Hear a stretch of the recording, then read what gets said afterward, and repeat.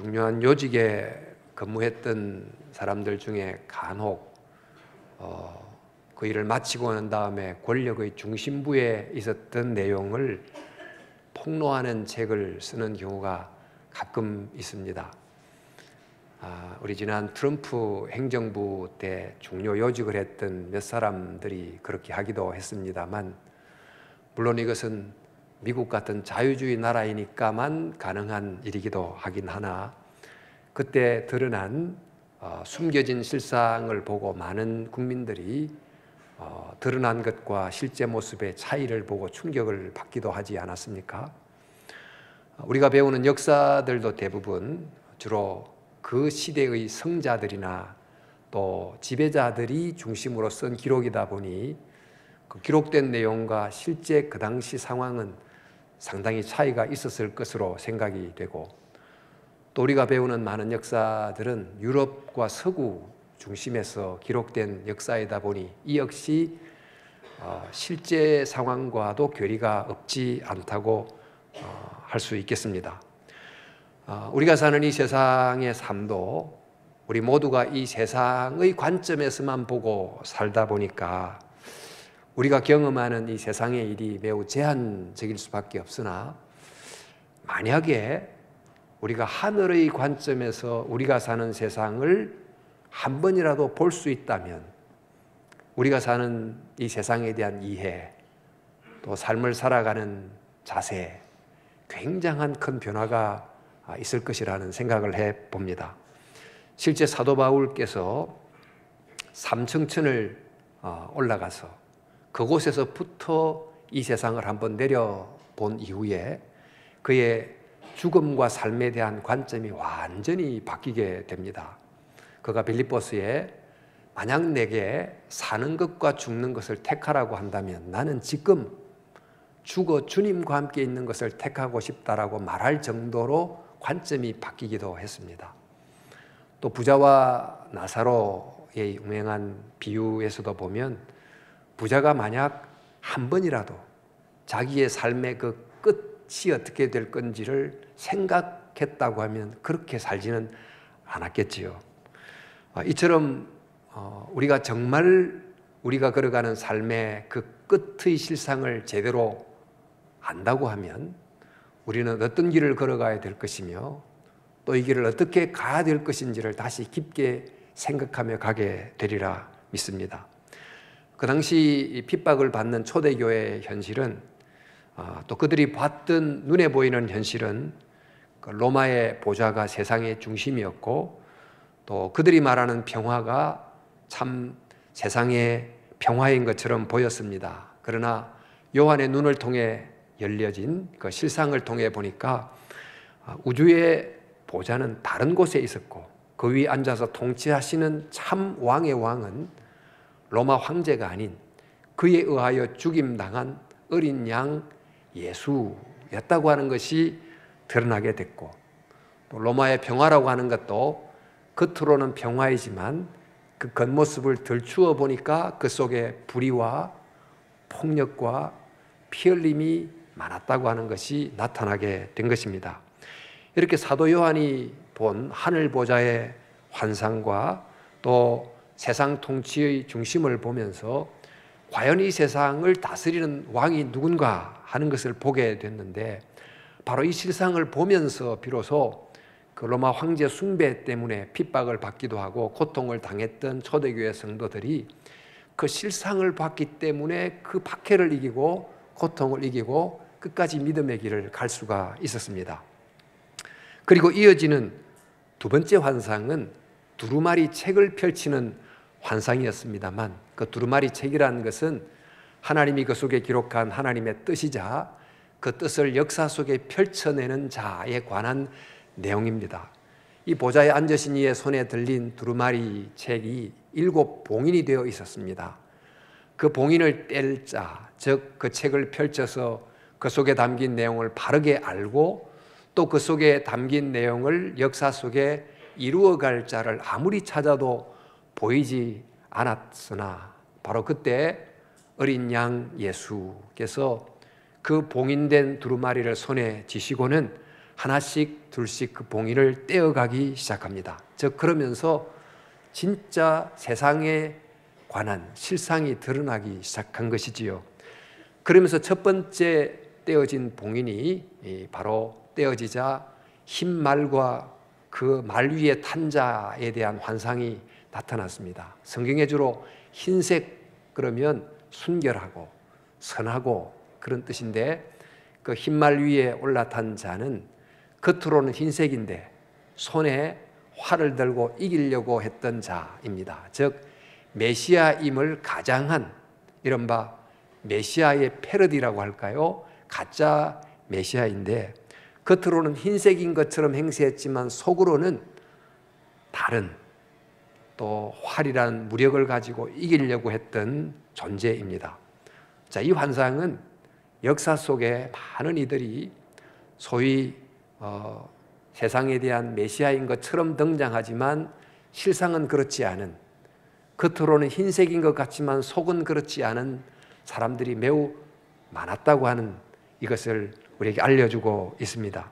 그러니까 둘째 봉인을 떼니까 붉은 말이 나왔고, 그 내용은 그들의 그릇된 통치로 인해 끊임없이 이루어진 전쟁들을 뜻하는 것이었고, 또 이어 나오는 세 번째 검은 말이 나오는데 이는 불의한 통치와 경제구조로 인한 궁핍과 가난이 계속이 됐다는 내용, 넷째 봉인을 뗄 때 나오는 청황색 말은 그로 인한 흉년과 질병이 계속이 됐다는 내용, 다섯 번째 봉인을 떼니까 그 불의한 권력에 의한 고문받고 암살당하고 핍박당했던 사람들이 많이 있었다는 내용, 또 여섯 번째 봉인을 떼니까 사람들의 생명 또 동물과 식물들의 생명을 경시함으로 생겨났던 거대한 자연재해가 모든 곳에 임하게 됐다는 이런 내용이 그 속에 담겨 있었어요. 이 두루마리 책을 펼치면서 드러난 이 세상에 감춰진 실상이 계속 드러나게 된 것입니다.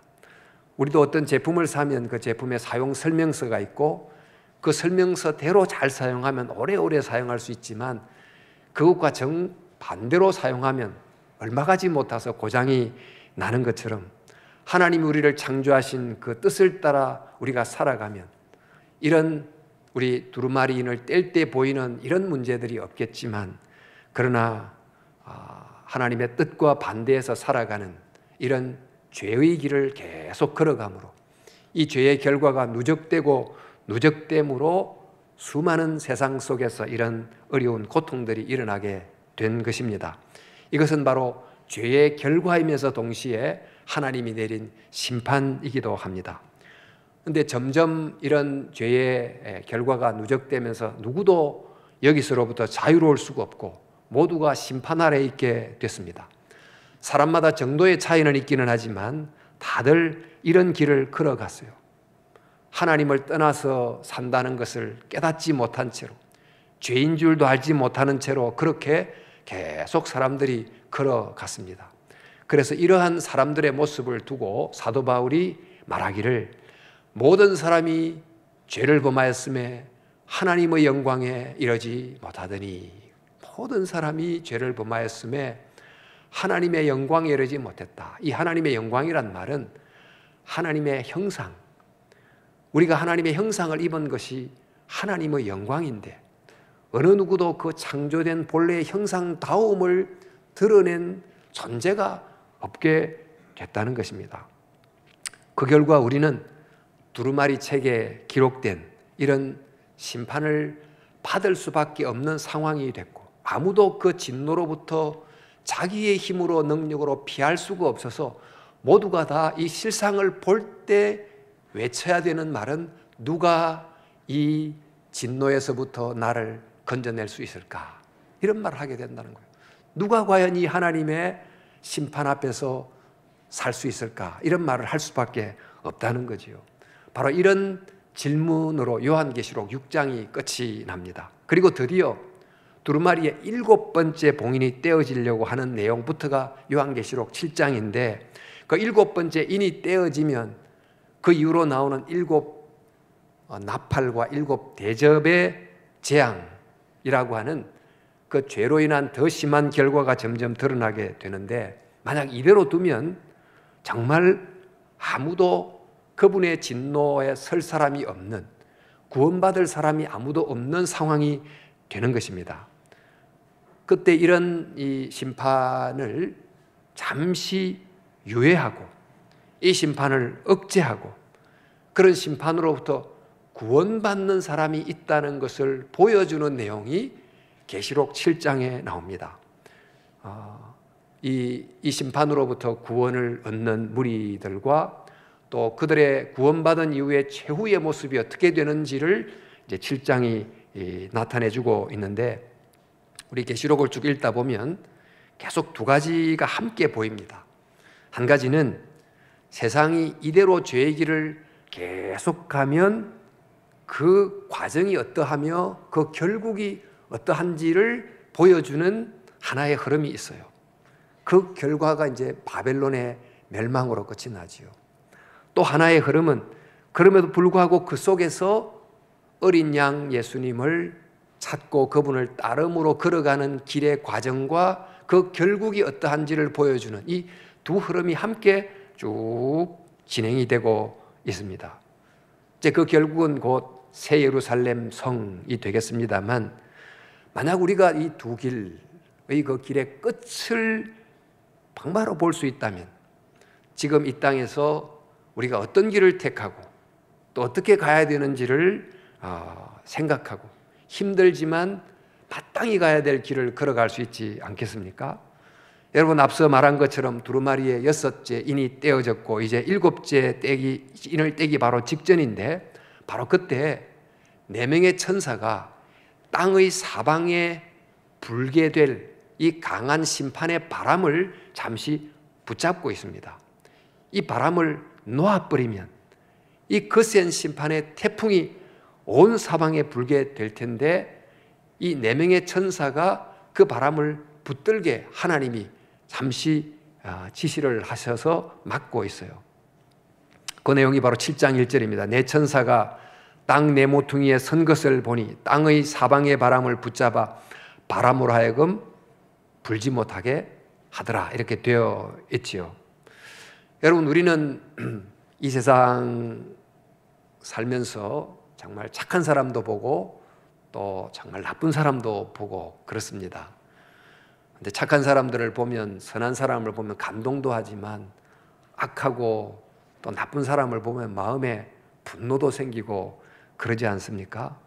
그러면 그런 사람들을 볼 때 우리는 우리의 마음속으로 내가 만약 저 사람을 심판할 자리에 있다면 당장이라도 이런 벌을 줘야 되겠다, 그러니까 마음속으로 막 심판을 하는 그런 경험을 많이 합니다. 사실 그들이나 나나 정도의 차이가 있을 뿐이지, 나도 죄인이고 그도 죄인인데 내가 생각하기에 좀 더 죄인인 그 사람을 내가 마음으로 심판하고 그렇게 하는데, 정말 의롭고 거룩하신 하나님이 보실 때 그런 죄인과 악한 사람들을 참는다는 것이 얼마나 힘들겠습니까? 그런데 하나님께서는 바로 그런 죄에 대한 심판을 억제하고 계시고 인내하고 계시고 참고 계시다는 것입니다. 우리는 사람들이 그런 대로 잘 살아서 이 세상이 돌아간다고 여길지 모르지만, 사실은 그 하나님께서 그 심판의 바람을 지금도 붙들고 계시기 때문에, 긍휼을 베풀고 계시기 때문에 오늘 우리가 이렇게 존재한다는 것이 실제의 모습이 되는 것입니다. 그래서 예레미야 선지자가 이런 말씀을 했습니다. 여호와의 인자와 긍휼이 무궁하심으로 우리가 진멸되지 아니함이니이다. 이것이 아침마다 새로우니 주의 성실하심이 크시도소이다. 하나님의 인자와 긍휼이 무궁하시기에 우리가 지금도 살아있습니다 라고 고백을 하게 된 것입니다. 주님이 공의의 심판을 하실 수도 있지만 여전히 인자와 긍휼을 베풀고 계신데, 그 인자와 긍휼을 베풀고 계신 중요한 증거가 뭐냐? 그것은 바로 이 심판의 바람을 붙들게 하시고는 그 사이에 하나님의 백성들로 구원하는 일을 하시는 것입니다. 우리 7장 3절에 하나님의 종들의 이마에 인치기까지 땅이나 바다나 나무들을 해치 말라 하시더라. 그 심판의 바람을 붙잡게 하고 그 사이에 하나님의 종들의 이마에 인을 다치기까지는 심판의 마지막 심판을 보류하고 유예시키는 것입니다. 자, 성경에 이제 이마에 인을 친다 이런 표현이 나옵니다만, 이 인을 친다는 말은 요즘 같으면 도장을 찍는다 그런 뜻이지요. 어떤 데 도장을 찍습니까? 도장을 찍는 것은 이것은 내 것이다 하는 내 소유를 증명할 때 도장을 찍습니다. 이마에 인을 찍는다는 말은 하나님의 소유였던 인간들이 사단의 소유로 넘어간 그를 다시 되찾아와서 하나님의 것으로 회복한다, 그런 뜻이 되겠습니다.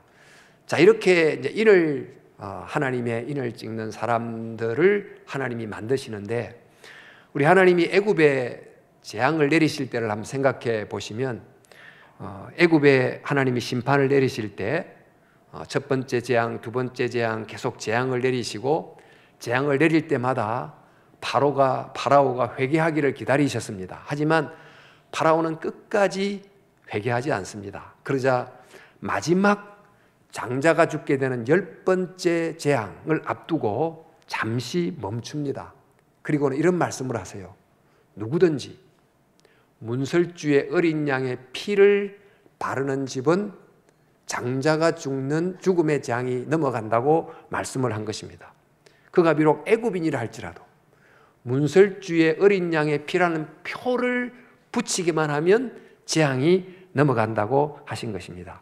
이와 마찬가지로 지금 7 나팔, 7 대접, 이런 심판이 마지막으로 임하기 전에 하나님의 백성이 될 수 있는 표를 받게 하는 일을 하는데, 그 표라는 것은 바로 어린 양의 피를 내 마음의 문설주에 바르는, 정말 예수를 믿고 세례를 받는 이런 일이 일어나게 하는 것입니다. 그래서 예수님께서 오셨고 또 마지막 오실 그 사이에 하나님께서 하시는 일은 죄로 인한 심판과 또 심판으로부터의 구원, 두 가지 일을 하시는데, 조금 더 정확하게 말하면 이 심판이 당장 임하지 않게 하고, 임하지는 하지만 계속 유예하고 지연시키는 일을 하시고, 그 사이에 구원받은 백성들을 계속 부르시는 일을 하시는 것입니다. 만약 하나님께서 이런 심판을 지연시키지 않으셨다면 누가 구원을 받을 수가 있고, 또 하나님께서 구원 얻을 길을 마련하지 않았다고 하면 누가 죄의 진노로부터 벗어날 수 있겠습니까? 이리하여 드디어 이마에 인을 받는 사람, 즉 구원받는 사람이 생겨나게 되는데, 과연 이렇게 하여 이 세상에서 구원받는 사람이 몇 명이나 될까요? 얼마만큼의 사람들이 구원을 받게 될까요? 우리 7장 4절에 내가 인침을 받은 자의 수를 들으니 이스라엘 자손 각 지파 중에 인침을 받은 자들이 14만 4천이니 이렇게 되어 있어요. 그러니까 구원받은 자의 숫자가 14만 4천이다 이렇게 나와 있는데, 이 요한계시록에 나와 있는 이 딱 한 마디 이 숫자가 우리 사회에서 굉장히 유명해진 숫자가 됐어요. 신천지라고 하는 이단이 자기 속에 속한 사람만이 14만 4천이 된다 이렇게 말함으로 큰 무리를 일으키기도 합니다만은, 우리는 이제 그 의미를 사실 바로 알아야 되죠. 이제 정말 14만 4천이 자기 이단 그룹 속에 들어와야만 된다고 하면 생각해 보십시오. 지금까지 예수님 오신 때부터 지금까지 믿었던 사람들은 다 어떻게 된 겁니까? 14만 4천 속에 한 사람도 들어간 사람이 없어요. 그리고 이 문자적으로 말하면 14만 4천은 전부 이스라엘 지파에 속한 사람들인데 한국 사람은 해당 사항 없습니다. 자, 이 의미가 무슨 뜻입니까? 이 14만 4천에 포함된 사람들은 이스라엘 12지파인데 이스라엘 12지파만 구원을 받는다는 뜻입니까? 여러분, 이스라엘에 12지파가 있는데요, 이 지파는 야곱의 12아들의 후손들이잖아요. 12아들 중에 장자가 누굽니까? 르우벤입니다. 그런데 여기 지파에서 제일 먼저 나오는 지파가 유다 지파입니다. 왜 장자는 르우벤인데 유다 지파가 제일 먼저 나왔을까요? 유다 지파에서 메시아가 나왔기 때문입니다. 그런데 12명의 아들이 있고 또 12지파가 있는데 그 중에 한 지파가 빠집니다. 그 지파가 단 지파예요. 단 지파는 왜 빠졌을까요? 우상을 섬기는데 가장 앞장섰던 지파이기 때문입니다. 자, 이것은 무엇을 말합니까? 우리가 구원받는 것은 출생의 서열이나 어떤 혈통 때문에 구원받는 것이 아니고 예수님을 믿는 믿음을 통해 구원받는다는 것을 우리에게 알려주는 것입니다. 요한복음도 이는 혈통으로나 육정으로 난 것이 아니라 오직 하나님께로부터 나야 된다, 이런 말씀을 하지 않았습니까? 또 그리고 우리 14만 4천 명이라고 그랬는데 그 숫자는 정확하게 그런 숫자만 구원을 받는다는 뜻입니까? 우리 요한계시록의 숫자들이 대부분 상징성을 갖고 있는데 12도 마찬가지입니다. 구약의 12지파, 신약의 12제자를 포함한 신구약의 모든 믿는 사람을 상징하는 것이고, 천이라고 하는 것은 아주 많다는 의미의 상징인데 12를 제곱하여 또 천을 곱하면 그대로 14만 4천이 됩니다. 이 말은 우리가 알다시피 구원받은 모든 백성들을 뜻하는 것입니다. 우리가 천군 만마 이러면 말 그대로 천명의 군사와 만명의 말이란 뜻이 아니잖아요. 매우 많은 군대를 뜻하는 것과 똑같은 것입니다. 자, 이렇게 이마에 14만 4천이 인을 받았다, 하나님의 백성이 됐다 하는 것인데, 이 하나님의 백성이 됐다고 하는 의미를 조금 더 살펴보면, 여러분 당시 심판을 받게 될 바벨탑의 세상 속에서 한 사람이 불러냄을 받았습니다. 그가 누구지요? 아브라함입니다. 말하자면 이마에 인을 제일 먼저 받은 사람이지요. 근데 그 사람이 먼저 택함을 받고 그를 통해서 후손들이 이스라엘 12지파가 됐는데, 그들이 인을 받았다, 즉 택함을 받았다는 의미는 그들만 복을 받고 보호를 받았다, 그런 의미가 아니고 그들이 받은 복, 그들이 받은 그 보호를 세상 속에 흘려보내는 통로가 되라고 택함을 받지 않았습니까? 이들이 심판받을 세상으로부터 건짐을 받았기 때문에 우리를 건져주신 그 하나님을 온전히 세상 속에서 예배해야 되고, 또 이 심판이 임할 세상을 향하여 구원을 주시는 하나님을 전해야 되는 선교적 사명을 가진 공동체로 선택을 받은 거예요. 이게 바로 머리에 인을 받았다는 뜻입니다. 이렇게 인을 받은 숫자가 14만 4천인데 이들이 바로 신약과 구약을 포함한 지상의 교회를 뜻하는 것입니다. 구약과 신약의 시대를 살아가면서 그 시대마다 그 시대가 섬겼던 신들이 있지만, 또 신약 시대는 로마 황제를 신으로 숭배했지만, 또 우리 시대는 권력과 물질을 신으로 숭배하고 있지만, 그러나 어린 양 예수님을 통해 나타난 바로 그 하나님을 온전히 예배하는 공동체로 부름을 받고, 또 이런 세상 속에서 하나님을 드러내는 믿음의 선한 싸움을 싸우는 공동체로 살아나가는 지상의 교회가 곧 14만 4천인 것입니다. 이스라엘 12지파가 가나안 땅 각각 지역에 흩어져 살아가면서 그 지역에서 하나님을 예배하고 그 지역에서 하나님을 드러내야 했던 것처럼, 지상의 교회들이 민족과 지역과 장소와 언어를 다 달리해서 처해 있는 바로 그 곳곳에서 그들의 방식으로 하나님을 예배하고 또 그들의 문화로 하나님을 드러내야 될 사명을 받은 공동체가 교회고, 그 교회가 바로 이 지상에서의 아직 천국이 오기 전까지 악이 존재하는 세상 속에서 전투하는 지상의 교회, 그 교회가 바로 14만 4천 명이 되는 것입니다. 그래서 우리는 바로 그 예수 믿는 14만 4천 명에 속하는 교회인데, 그런데 여러분, 이 지상에 살면서 그 하나님을 온전히 예배한다는 것, 이것이 쉬운 게 아닙니다.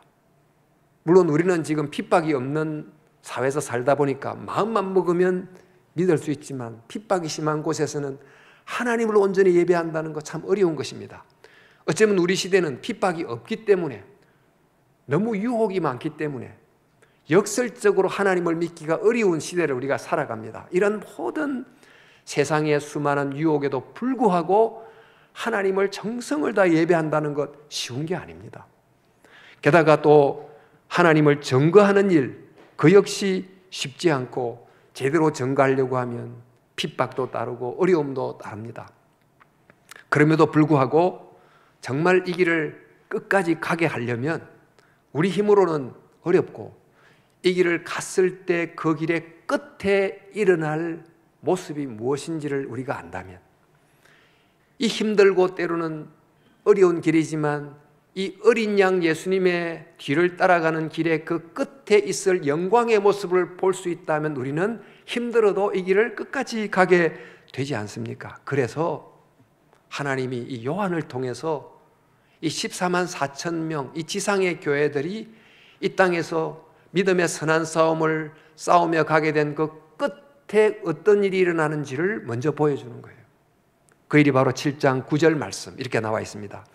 일 후에 내가 보니 각 나라와 족속과 백성과 방언에서 아무도 능히 셀 수 없는 큰 무리가 나와 흰옷을 입고 손에 종려가지를 들고 보좌 앞과 어린 양 앞에 서서, 능히 수를 셀 수 없는 큰 무리들이 있는데 이들이 흰옷을 입고 있고 손에 종려나무 가지를 들고 있어요. 이 흰옷이라고 하는 것은 하나님의 백성을 상징하는 옷입니다만 이들이 어떻게 흰옷을 입게 됐습니까? 앞서 말씀드린 계시록 6장에 누가 하나님의 진노 아래서 심판을 피할 수 있을까? 모든 죄인은 그렇게 고백할 수밖에 없는데 바로 이 사람들은 하나님 앞에 서서 흰옷을 입고 있어요. 어떻게 이들은 감히 거룩한 하나님 앞에서 흰옷을 입고 설 수 있습니까? 7장 14절에 이는 큰 환난에서 나오는 자들인데 어린 양의 피에 그 옷을 씻어 희게 하였느니라. 예수님의 보혈로 그 죄가 묻은 삶의 옷을 다 씻어서 흰옷을 입은 존재로 하나님 앞에 서게 됐다는 것입니다. 우리의 마지막, 성도의 마지막은 하나님 앞에 흰옷을 입고 그분 앞에 설 수 있는 모습이다 하는 거죠. 또 보니까 종려나무 가지를 손에 들고 있어요. 종려나무 가지는 장군이 이렇게 개선 장군이 입성할 때 환호하면서 손에 드는 가지인데 이 땅에서 예수님을 왕으로 믿고 따랐습니다. 우리 시대는 뭐 예수님 하면 가장 위대한 인물로 이미 다 알기 때문에 예수님 따르는 것이 마음만 먹으면 어렵지 않지만 그 당시는 로마에서 죽임당한 사형수인데 그분을 왕의 왕이라고 믿고 따르는 것이 얼마나 어렵습니까? 그럼에도 이분이야말로 진정한 왕이시다 하고 믿고 끝까지 따랐더니 그 결과 정말 이분이야말로 왕의 왕임을 알고 승리의 환호를 부르는 종려나무 가지를 손에 들게 됐다는 거예요. 이것이 바로 이 땅의 지상의 교회의 마지막 영광의 모습이라는 것입니다. 그런데 그 모습은 여기에 그치지 않습니다.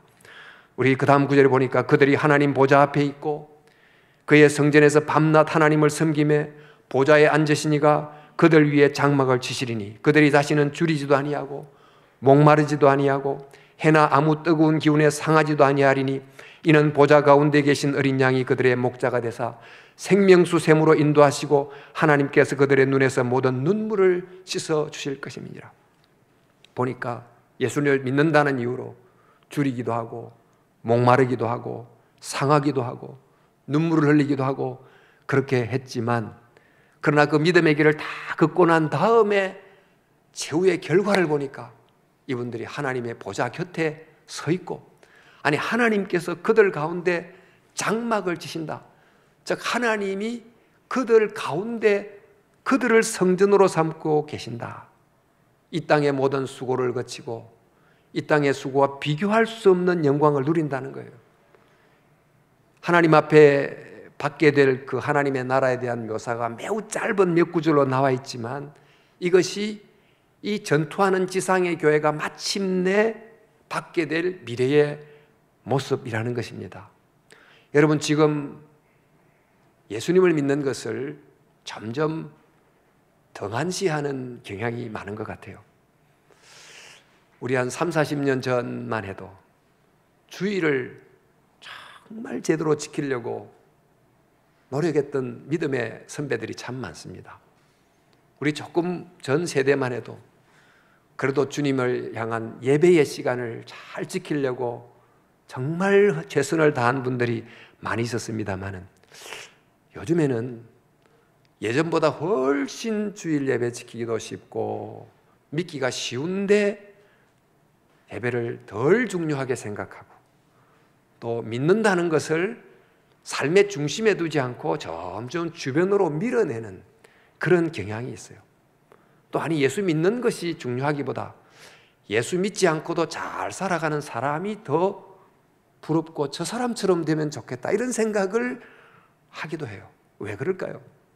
그것은 예수 믿는 길에 그 끝에 있는 영광을 보지 못하기 때문이고, 또 예수 믿지 않고 살아가는 사람들의 그 끝에 있는 엄중한 심판을 보지 못하기 때문에 그런 것이 아닙니까? 만약 우리가 가는 길의 그 끝을 제대로만 볼 수 있다고 하면, 비록 지금 주님의 길을 걸어가는 것이 어렵지만 믿음의 경주를 끝까지 하게 될 것입니다. 세상에 길을 걸어가는 사람들, 그 다양한 길들이 얼마나 많은지 모릅니다. 수많은 직업들이 있고 종사하는 일들이 다 틀리지만, 그러나 어떤 길을 걸어가든지 결국 세상 사람들은 둘 중에 하나의 길을 걸어갑니다. 내가 어떤 길을 걸어가면서 그 길 통해서 하나님을 하나님으로 예배하며 걸어가든지, 아니면 다른 무엇을 섬기며 가든지, 둘 중에 하나일 뿐입니다. 같은 일을 해도 속으로 섬기는 대상이 다른 거지요. 문제는 이 세상의 길이 더 화려하고 멋있고 아름답게 보일 수 있지만, 가장 중요한 것은 그 두 가지 길의 끝이 완전히 다르다는 것입니다. 계시록은 우리에게 어린 양 예수 그리스도를 따르는 길의 그 끝의 영광을 보여주므로, 당시 핍박받는 초대교회 성도들에게 그럼에도 불구하고 이 길을 가도록 격려해주고, 또 지금 이 현대교회, 어쩌면 여러 가지 세상의 화려함 때문에 예수 믿는 길을 제대로 가지 못하는 우리들에게도 다시 한 번 더 마음을 붙잡고 이 길을 제대로 가도록 또 우리에게 독려해주는 그런 말씀을 전해주시는 것입니다. 자, 그러므로 우리는 우리 시대 이 말씀을 좀 적용하면서 저는 세 가지를 간단히 말씀을 드림으로 이 말씀을 맺고자 합니다. 제일 먼저 우리는 뭘 해야 되는가? 첫 번째로 예수님을 잘 믿어야 됩니다. 일단 우리는 인침을 받은 14만 4천 명 속에 들어가야 돼요. 14만 4천 명은 의미를 제가 설명을 드렸습니다마는 하나님 앞에 흰 옷을 입은 사람들인데, 우리가 어느 누구도 지금 우리의 이 옷을 입고 하나님 앞에 설 수가 없습니다. 죄 묻은 이 때 묻은 옷을 다 씻어야 되는데, 이렇게 하려면 우리가 죄인이라는 것을 깊이 자각해야 예수님의 십자가 앞으로 진심으로 나아가는데, 말로는 죄인이라 그러는데 내가 죄인이라는 걸 심각하게 별로 느끼질 않고, 그러다 보니 간절한 마음으로 주님의 십자가 앞에 나가서 내 죄를 통해 자복하는 일이 적어요. 우리는 정말 죄인입니까? 그걸 정말 알고 있습니까? 그리고 그 죄를 위해서 예수님의 십자가 앞에서 정말 죄 용서함을 받았습니까? 우리는 선택받은 14만 4천 명입니까? 이 점을 정확하게 확인해야 될 것입니다. 두 번째는 이 인치심을 받았다는 증거를 계속 붙들어야 돼요. 우리가 인침을 받았다, 즉 하나님의 백성이 됐다 하는 것인데, 그 인침을 받았다는 증거가 뭡니까? 도장이라 말하면 이 책에 찍힌 도장이 있겠지만, 우리 속에 인침을 받았다는 증거가 어디 있습니까? 이마에 인을 쳤다니까 뭐 이마에 있습니까? 이 증거는 우리의 마음에 있어요. 우리 성경은 말하기를 인치심의 증거는 우리의 마음 안에 있는 성령님이 증거라고 말씀해 주세요. 우리 고린도후서 1장 22절에 저가 또한 우리에게 인치시고 보정으로 성령을 우리 마음에 주셨느니라. 에베소서 1장 13절에 그 안에서 너희도 진리의 말씀 곧 너희의 구원의 복음을 듣고 그 안에서 믿어 약속의 성령으로 인치심을 받았다. 우리 안에 성령님이 계신 것을 안다는 것은 곧 내가 인침을 받은 14만 4천 명에 속했다 하는 것을 알려주는 거예요. 우리는 대부분 교리로 우리는 죄 용서를 받았습니다. 또 우리는 교리로 성령님이 내 안에 계십니다. 그런 걸 머리로 알지만 실제로 체험적으로는 잘 알지 못하는 경우가 있습니다.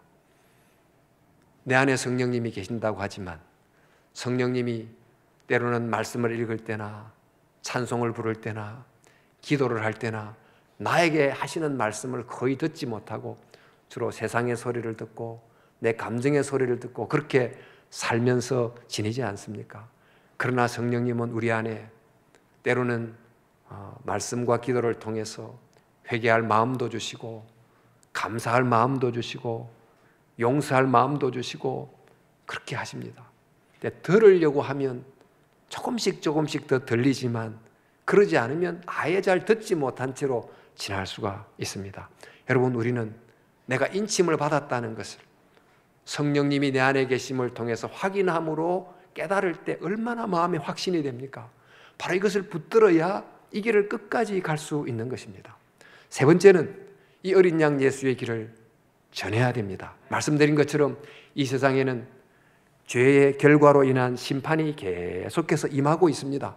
그러나 동시에 이 속에서 하나님이 새 사람들을 구원하기 위한 구원의 역사가 또 함께 동시에 진행이 되고 있습니다.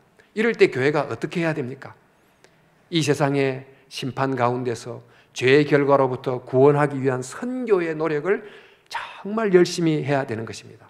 심판의 거센 바람이 본격적으로 불기 전에 복음을 들을 기회가 아직 남아있을 때 복음을 전하는 일을 잘 해야 되는 것입니다. 복음을 전하기가 쉬울 때가 없었습니다.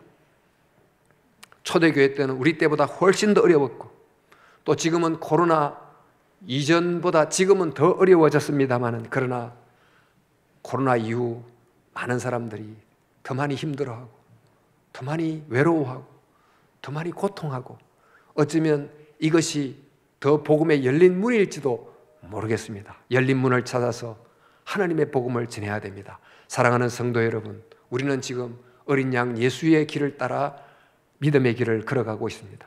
힘드시지요. 제대로 믿고 간다는 것이 쉽지 않습니다. 그러나 이 길의 끝이 어떤지를 다시 한 번 더 볼 수 있기를 바랍니다. 오늘 요한계시록을 통해서 말씀해 주신 어린 양 예수의 길을 따라가는 그 길이 어떤지를 우리가 살펴보므로 정말 주님 앞에 이 길을 끝까지 갈 수 있기를 진심으로 바랍니다. 힘들고 어려워도 또 우리 시대는 여러 가지 유혹으로 우리를 계속해서 그 길에서 비껴나게 우리를 참 힘들게 한다 할지라도 더욱더 이 영광스러운 길, 복된 길, 주님을 붙들고 믿음의 길 끝까지 걸어가므로 우리 모두가 다 이 하나님의 택함을 받은 천국 백성이 되고 하나님의 영광에 다 참여하는 은혜의 축복 가운데 들어갈 수 있기를 주님의 이름으로 축원합니다. 기도합시다.